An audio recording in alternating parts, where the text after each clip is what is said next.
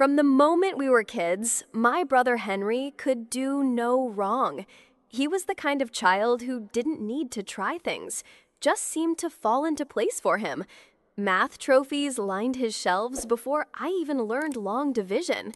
At 16, he got a brand new car with a red bow on top, just like in the commercials. Our parents beamed with pride like he had cured cancer. Every little achievement of his was celebrated like it was the Nobel Prize. When he forgot to study and still aced a test, it was called raw talent. When I studied for days and got a B+, I was told I needed to try harder. Henry didn't just live in the spotlight, he was the spotlight. And me? I was the shadow he didn't even know he cast. While Henry coasted through life with applause and admiration, I was in the background, working twice as hard for half the recognition. I stayed up past midnight studying for every test. I color-coded notes, rewrote essays 3 times, and whispered affirmations into the mirror just to keep myself going. But no one noticed. No one asked how I was doing. No one cared when I got tired, only when I wasn't useful. When I turned 16, there was no red bow, no keys, no cheers, just an old bicycle with squeaky brakes and rust on the handlebars. And still, I said thank you, because I thought that's what you do when you've been trained to be grateful for scraps. At family dinners, I wasn't really there. I mean, I sat at the table, but it was like I was made of smoke. People talked over me, around me, through me. I became the girl no one saw, even when I was right in front of them. In a house where I felt invisible, there was one person who always saw me, Grandma. She wasn't loud, she wasn't flashy, but her love, it was the kind that wrapped around you quietly, like a blanket on a cold night. She remembered every birthday, even when my parents forgot. She slipped crisp $20 bills into my notebooks. She asked questions and actually waited for the answers. And when I got accepted to college, she hugged me tighter than anyone ever had and whispered, "Don't worry, sweetheart. I'll help you. You won't have to go through this alone." That moment stayed with me, etched into my ribs like a promise carved in bone. In a life full of silence, Grandma was the only voice that made me feel real. She didn't just give me hope, she was my hope. College was supposed to be my fresh start. I had finally made it. Dorm room key in one hand, scholarship letter in the other. It wasn't a full ride, but it was enough to believe I belonged. I kept hearing Grandma's words in my head, "You won't go through this alone." So I waited. Every day after classes, I checked my bank account, expecting to see something, anything from her. $100, $50, even $20, just a sign she remembered. But it stayed empty, week after week, month after month. Confused, I called my mom. Her response wasn't concern, it was fury. "Are you serious right now, Amanda? Do you know how selfish you sound? Grandma's struggling financially. What's wrong with you? Go get a job like everyone else." I stood there, phone pressed to my ear, feeling my stomach drop.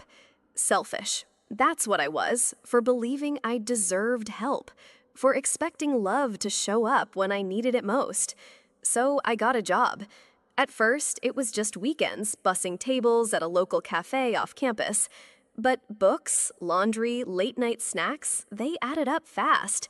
One shift turned into 2, then 4, then 6, and it still wasn't enough.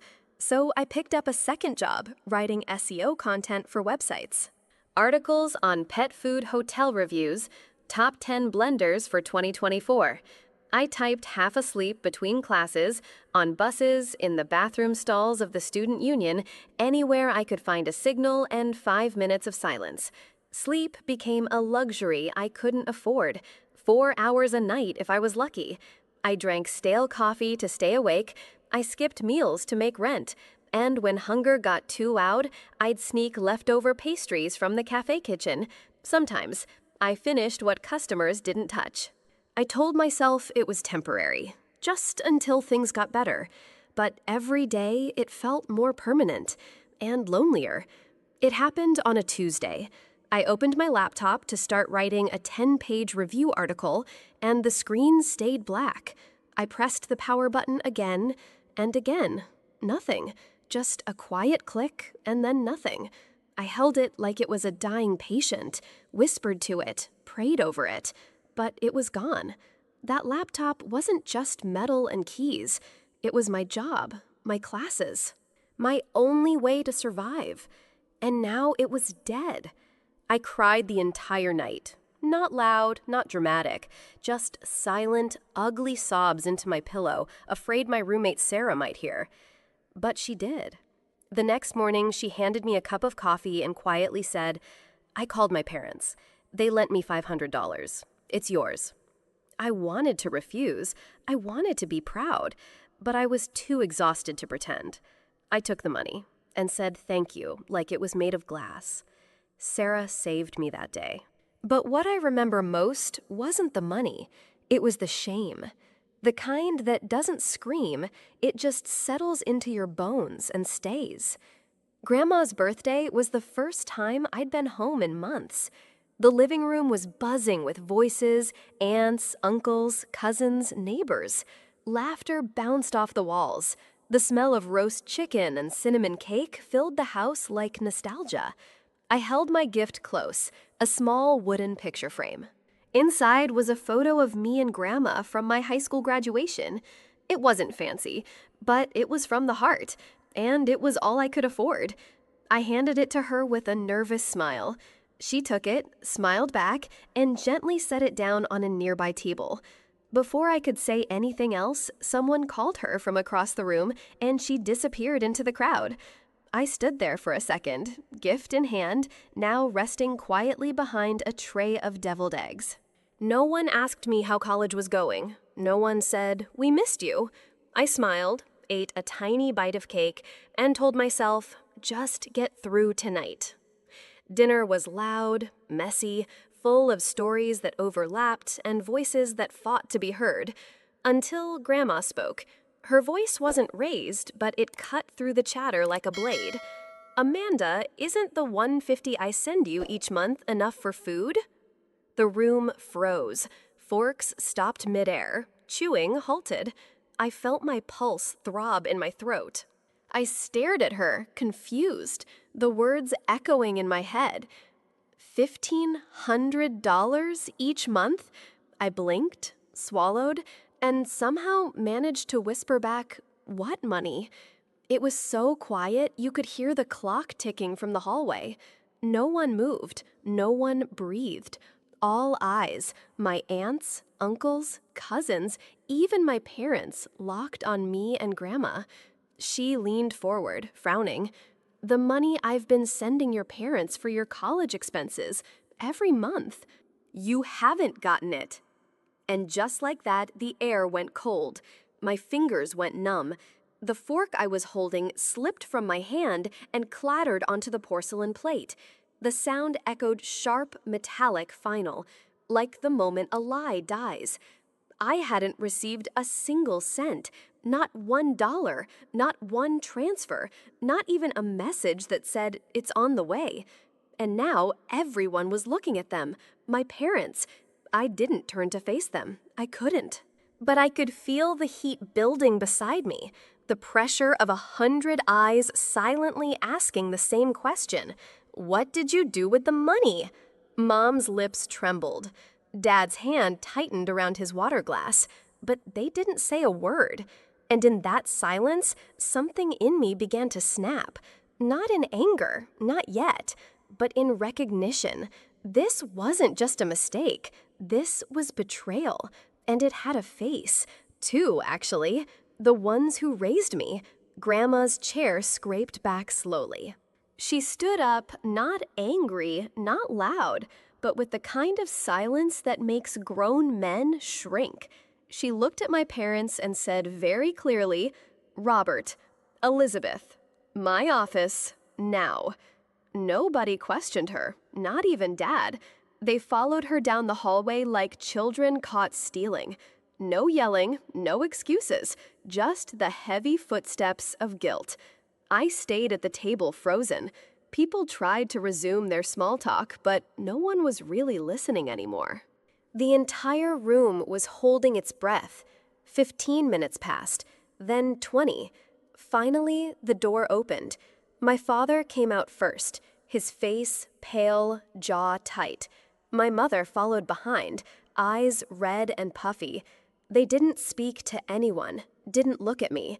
They just grabbed their coats and left. When Grandma returned, she sat beside me and took my hand.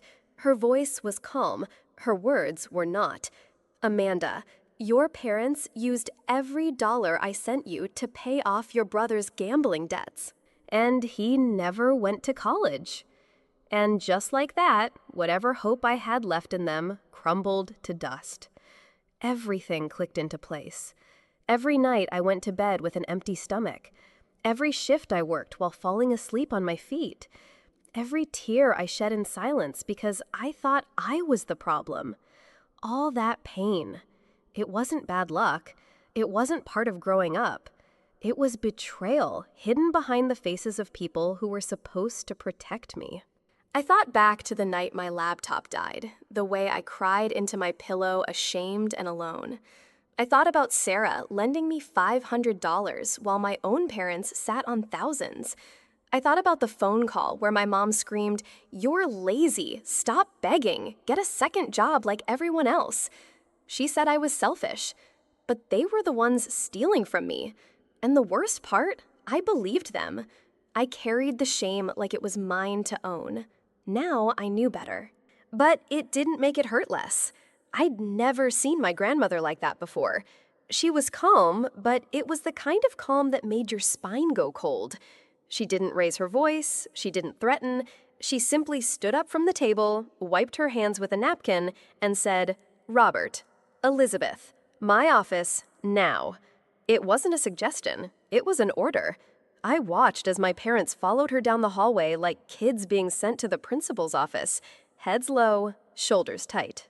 No arrogance, no excuses, just silence. The door closed behind them. And for the first time in my life, I didn't feel powerless.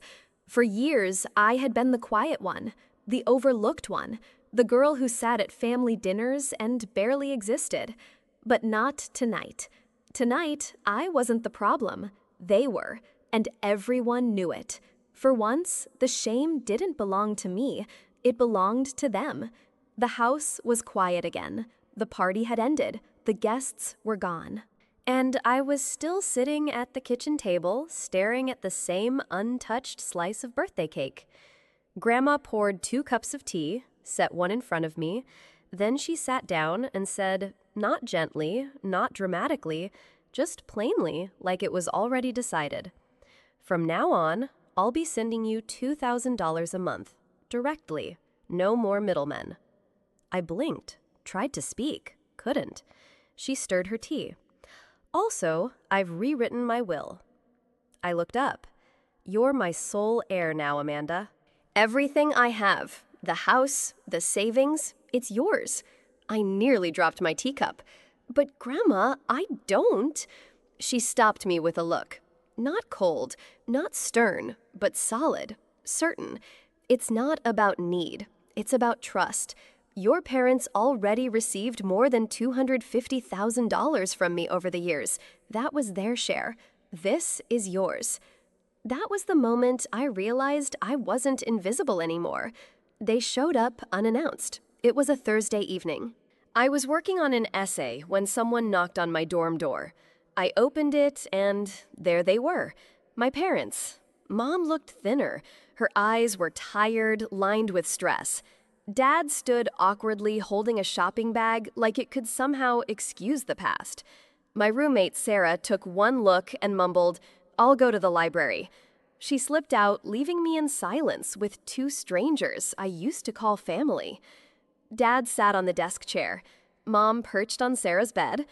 "We need to talk," he said. I crossed my arms. No, "Hi, how are you?" Just straight to business. Mom's face tightened. "Amanda, we need you to talk to Grandma about the will." I let out a bitter laugh. "Of course. You're not here for me. You're here for money." They didn't deny it. Not once during that conversation did they say they were sorry. Not once did they admit what they did was wrong. They wanted me to lie, to protect their reputation, to save Henry. And all I could think was, they still don't get it. I didn't scream, I didn't cry, I didn't beg them to understand. I just looked at the two people who raised me and lied to me and used me, and I said, "You made your choice. Now live with it." The words landed like glass on concrete. Mom's eyes widened. She looked like she wanted to say something, to spin it, twist it, beg, but no words came. Dad opened his mouth, then closed it. And in that moment, I realized I didn't owe them anything. Not forgiveness, not understanding, not my voice, and definitely not my silence. They chose their favorite. They chose the lie. They chose to save one child by sacrificing the other. And now, they could live with that choice, without me. For the first time in years, I could breathe. I quit my second job. The late nights, the frantic deadlines, the blurred eyes, gone. With Grandma's support, I finally had the space to live like a real student. I bought my own textbooks, not borrowed, not photocopied. I joined the study group. I raised my hand in class without feeling like an imposter. I stocked my mini fridge with food I actually wanted, not just what I could afford. And then something wild happened. For spring break, I went on a trip. Miami, sunshine, laughter, real rest. I wore a new swimsuit I bought without guilt. Ate dinner without checking my bank account. I smiled without pretending. And in that simple joy, that normalcy, I felt something unfamiliar. Freedom, not just from poverty, but from shame. I wasn't surviving anymore. I was living. The phone rang one evening. Unknown number. I almost didn't pick up, but something in me did. Amanda? A familiar voice, older, slower. It was Henry. He said he was calling from rehab. That part of his recovery involved making amends. And then came the words I never thought I'd hear. "I'm sorry. I didn't know they were using your money to cover my gambling. But even if I didn't know, it was still my mess, and I'm sorry you had to suffer for it." I sat there stunned. Not angry, not relieved, just quiet. For years, I had imagined this moment, what I would say, how I would cry, how I'd scream or hang up. But I didn't do any of that, because I didn't need to. Henry was asking for forgiveness. But I had already forgiven myself for not being the golden child, for not being able to fix our family, for finally walking away. That call wasn't closure. It was proof I'd already healed. It was a Sunday. Grandma called like she always did. We talked about classes, my study group, and the cafe job I kept on weekends just for fun. And then her voice softened. "You know," she said, "I was the forgotten child, too." I paused. "Really?" "Oh, yes," she chuckled. My older sister was the beauty, my younger brother the genius. I was just the one in the middle. I cooked, I cleaned, I made good grades, but no one noticed. There was no bitterness in her voice, only memory, and maybe a little peace. So I left. I built my own life, and I promised myself if I ever saw it happening again, I'd do something about it. She paused again, and then there was you. Tears welled up in my eyes. "You broke the pattern, Amanda," she said gently. "You didn't beg for love. You demanded truth. You didn't become like them. You became you." That was the moment I realized this wasn't just about healing. It was about ending something that had hurt generations of women in our family. And I did it. Final exams came fast, but this time I wasn't drowning. I was ready. With more sleep, real meals, and a clear mind, my grades soared. My GPA jumped from a 3.1 to a 3.8. Professors started to notice. One day after class, my psychology professor pulled me aside. "Your analysis in this paper is outstanding," she said. "Have you considered applying for the summer research assistant position?" A few months ago, I would have smiled politely and said, I don't have time. But now, yes, I said, I'd love to. And I meant it. For the first time, I wasn't choosing based on fear. I wasn't picking jobs out of desperation. I was choosing based on what lit me up, what made me feel like me. No more surviving. This was me starting to live on my own terms. It arrived in a plain white envelope, no return address, just my name handwritten in my mother's cursive. I hesitated before opening it, not because I expected anything, but because part of me still remembered the little girl who used to wait by the mailbox for love. I unfolded the letter. We saw your name on the dean's list, it read. We're proud of you. That was it. No apology, no explanation. Not even a sorry for the misunderstanding. Just pride sent too late and to the wrong version of me. I read the note, smirked, folded it back up, and then I placed it gently into the back of my desk drawer. Not to keep it, but to remind myself I no longer needed approval from people who once made me feel invisible. I had already outgrown the need for applause. People think inheritance is about money, but it's not. Money runs out. What stays, what saves, is something quieter. Bigger. My real inheritance? It was learning that I was never unworthy, that I didn't need to be chosen by people who couldn't even see me. It was Grandma's voice in my head saying, you don't have to prove your worth, just live it. It was no longer waiting to be invited to the table, but building my own. It was understanding that the world won't always clap, but if I stand tall, that's applause enough. The truth? I didn't get chosen. I chose myself. And that changed everything. You don't need to be chosen by others to be worthy. You only need to choose yourself fully and without apology. Sometimes the people we love will let us down. Sometimes the approval we wait for never comes. But your value isn't measured by who claps for you. It's measured by how deeply you stand up for yourself, even when no one else does. Amanda's greatest inheritance wasn't money. It was the unshakable belief that she mattered, even when the world tried to tell her otherwise. And maybe that's something we all deserve to inherit. If Amanda's journey moved you, if it reminded you of your own quiet battles, then hit subscribe. Because here, we tell stories not just to be heard, but to heal, grow, and remember we're not alone. Welcome to a channel that sees you.